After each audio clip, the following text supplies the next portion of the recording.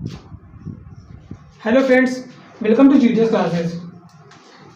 आज हम लोग बात करने वाले हैं इंग्लिश में ईच एंड एवरी की। पहली बार आए चैनल पे, सबसे पहले सब्सक्राइब कर लीजिएगा और बेल आइकन को जरूर दबा लीजिएगा, जिससे आपको क्या होगा कि हर एक वीडियो की नोटिफिकेशन टाइम पे मिल जाएगी। एंड इसके पहले भी मैंने काफ़ी सारे वीडियो बनाए हैं इस चीज़ पे, जैसे आपका ईदर और neither nor, right, neither nor और द नंबर ऑफ, ये चीज़ मैंने वीडियो बना दी है। इससे क्या होता है कि छोटे छोटे वीडियो से आपको काफ़ी ज़्यादा हेल्प मिलेगी और इस टॉपिक से क्वेश्चन मोस्टली पूछे जाते हैं। ये आपका डिटरमाइनर या फिर आप पजेसिव एडजेक्टिव भी इसे आप बोल सकते हैं, राइट ना, क्या बोल सकते हैं, पजेसिव एडजेक्टिव भी इसे आप बोल सकते हैं। इससे क्वेश्चन मोस्टली पेपर में पूछे जाते हैं, क्योंकि क्या होता है कि इनके बाद fix noun and fix verb का ही यूज होता है। क्योंकि जब नाउन सिंगुलर रहेगा तो हमारा वर्ब भी सिंगुलर आएगी, नाउन अगर प्लूरल रहेगा तो वर्ब भी प्लूरल रहेगी। अब जैसे मैं आज की वीडियो में बात करूंगा ईच की और एवरी की। इन दोनों का मतलब क्या होता है पता है आपको? इन दोनों का मतलब होता है प्रति एक। क्या मतलब होता है? प्रति एक। ईच का मतलब भी होता है प्रति एक, यानी एक एक करके, क्या करके, एक एक करके, राइट। एवरी का मतलब भी क्या होता है? प्रति एक, प्रति एक। इसका मतलब भी होता है एक एक करके, राइट। सो ईच का मतलब क्या होगा? प्रति एक करके। तो ईच के बाद जब भी आएगा काउंटेबल सिंगुलर नाउन आएगा। क्या आएगा? काउंटेबल सिंगुलर नाउन आएगा। मतलब जैसे कि बॉय, हम यहाँ पे बॉयज का यूज नहीं कर सकते, क्योंकि मैंने बोला ना सिंगुलर नाउन, काउंटेबल हो वो भी सिंगुलर नाउन, राइट ना। हॉर्स, क्या बोलेंगे? हॉर्स, हॉर्सेस का यूज नहीं करेंगे, राइट ना। फिश, फिशेस का यूज नहीं करेंगे। गर्ल, टीचर, मतलब प्लूरल नहीं करेंगे इसको। अब अच्छा, जब इसको प्लूरल नहीं करेंगे तो इसका जो वर्ब रहेगा वो भी हमारा सिंगुलर रहेगा। क्या रहेगा? सिंगुलर वर्ब ही रहेगी। अब बॉय आया है तो बॉय के हिसाब से क्या आएगा? इज आएगा या तो वाज आएगा, राइट ना। सो नेक्स्ट हम देखते हैं एवरी। क्या देखेंगे? एवरी। एवरी का मतलब भी मैंने बोला आपको प्रति एक एक करके। तो एवरी के बाद भी सेम चीज यही रहेगी कि काउंटेबल सिंगुलर नाउन आएगा आपका, काउंटेबल सिंगुलर नाउन आएगा।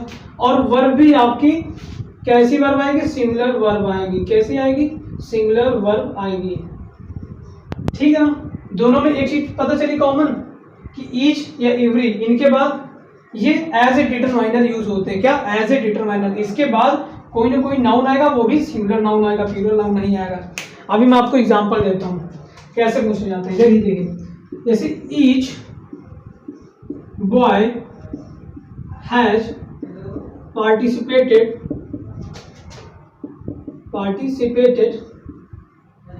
In this function, right. Each है, ईच के बाद क्या है? बॉय। यहाँ पे मैंने बॉयज का यूज नहीं किया, राइट ना।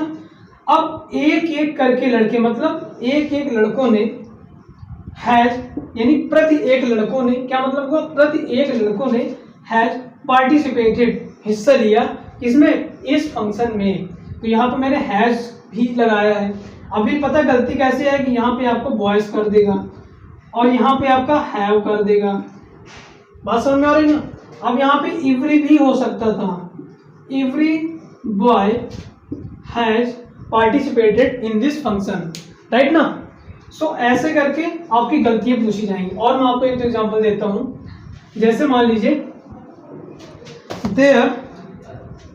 देयर आर, क्या हुआ? There are 2 boys in this room, right ना। There are 2 boys in this room and, अब देखिएगा, and each has good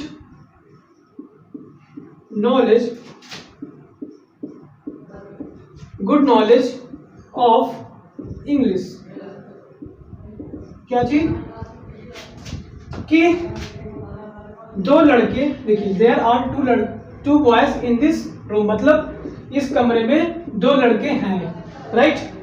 and और ईच हैज, मतलब प्रति एक एक करके, मतलब कि दोनों को एक एक करके बोलना कि दोनों के पास क्या है मतलब यहाँ पे क्या हुआ, पोजीशन, रखना पोजीशन। हैज क्या है, गुड नॉलेज, अच्छा नॉलेज किस चीज का, ऑफ इंग्लिश, इंग्लिश लैंग्वेज का, इंग्लिश का अच्छा नॉलेज है, ठीक है ना। सो यहाँ पे क्या देगा आपका, ईच हैव, यहाँ पे क्या दे देगा, ईच हैव, ये गलती बना के देगा, राइट ना। अब देखो एक ईच और एवरी में एक आपको डिफरेंस बता देता हूँ, क्या होता है ईच और एवरी में डिफरेंस।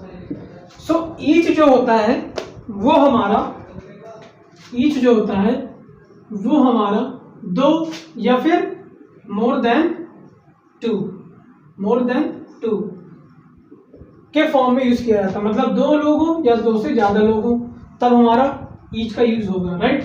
और एवरी जो होता है हमारा, एवरी जो होता है हमारा वो मोर देन टू के लिए यूज होता है। किसके लिए यूज होता है, मोर देन टू के लिए यूज होता है, मतलब इसमें 3 4 5 ऐसे करके, दो नहीं होने चाहिए, ठीक है। अगर दो लोग होंगे तो टू का यूज होगा। अभी जैसे मान लो मैंने अभी एग्जांपल दिया था ना, क्या दिया था, there are two boys in this room, right ना, in this room and each has good knowledge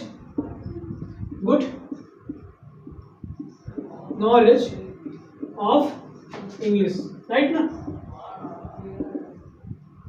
okay, तो यहाँ पे पता है क्या होगा, यहाँ पे इवरी लगा सकता है, आपके जैसे गलती करता है तो क्या देगा आपको, इवरी लगा के दे देगा। तो यहाँ पे क्या होगा, दो लड़कों की बात हो रही है ना, किसकी लड़कों की बात हो रही है, दो लड़कों की बात हो रही। तो दो लड़कों के लिए मैंने क्या बोला था, ईच का यूज होगा, किसका यूज होगा, ईच का, ना कि इवरी का।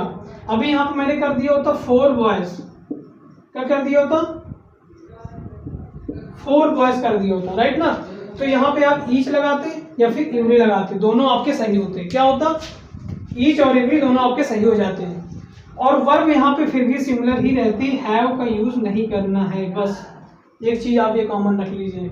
और दूसरी बात है कि ईच के बाद आपका काउंटेबल सिंगुलर नाउन आएगा, प्लूरल नहीं आएगा, और अनकाउंटेबल नाउन भी नहीं आएगा। अनकाउंटेबल नाउन मतलब जैसे आपका वाटर हो गया, मिल्क हो गया, ठीक है ना, ये कैसे नाउन है, इनको आप गिन नहीं सकते। एयर होगा, इसको आप गिन सकते, नहीं गिन सकते ना, तो अनकाउंटेबल नाउन का यूज भी नहीं होगा, राइट ना। सो आपको ईच और इवरी के बारे में पता चल गया, क्या पता चलेगा, इवरी और ईच के बारे में। अब बताता हूं ईच ऑफ क्या होता है, ईच ऑफ क्या होता है। जैसे लिखा हुआ है each of as a pronoun use होता है, कैसे यूज होता है, एज ए प्रोनाउन यूज होता है, बात समझ में आ रही है। केवल each as a determiner use होगा, दोनों में अंतर अभी आप समझ लीजिएगा, बहुत बहुत आराम से क्लियर होगा, बहुत आराम से, ठीक है ना। जैसे मान लीजिए each of boys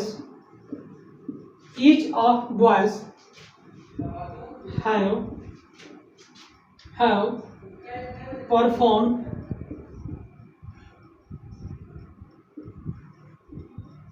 perform very well, बहुत बढ़िया परफॉर्मेंस दिया, राइट ना।